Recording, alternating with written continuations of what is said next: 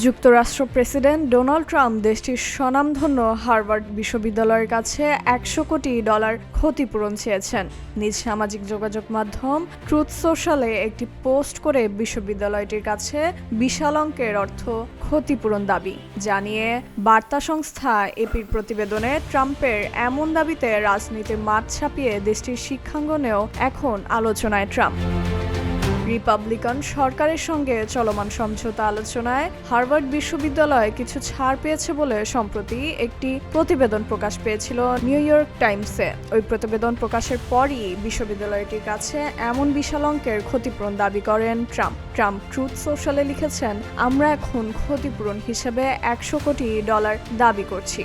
ভবিষ্যতে হার্ভার্ড বিশ্ববিদ্যালয়ের সঙ্গে আমাদের আর কোনো সম্পর্ক থাকবে না।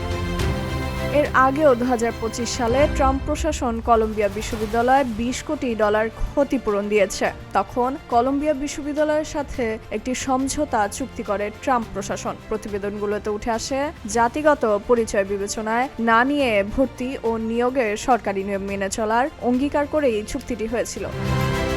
এদিকে ট্রাম্পের এসব সিদ্ধান্তের সমালোচকরা ট্রাম্প প্রশাসনের এই পদক্ষেপকে উদারপন্থী বিশ্ববিদ্যালয়গুলোর উপর রাজনৈতিক চাপ সৃষ্টির কৌশলও মনে করছেন।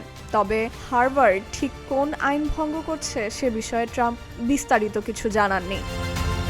এ নিয়ে ট্রাম্প বলছেন, $50 কোটি একটি সমঝোতা চুক্তি সম্পন্ন হওয়ার কথা ছিল।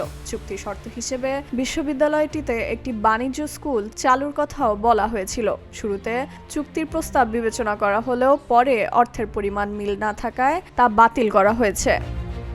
সেক্ষেত্রে বিশ্ববিদ্যালয়টি $50 কোটি বেশি নগদ অর্থ না দেওয়ার জন্য তারা একটি জটিল কর্মসংস্থান প্রশিক্ষণ প্রকল্পের মাধ্যমে পার পেতে চেয়েছিল। তারা যে ধরনের জঘন্য বেআইনি কাজ করেছে সেই তুলনায় ক্ষতিপূরণের পরিমাণ আরও অনেক বেশি হওয়া উচিত বলে মনে করছেন ট্রাম্প।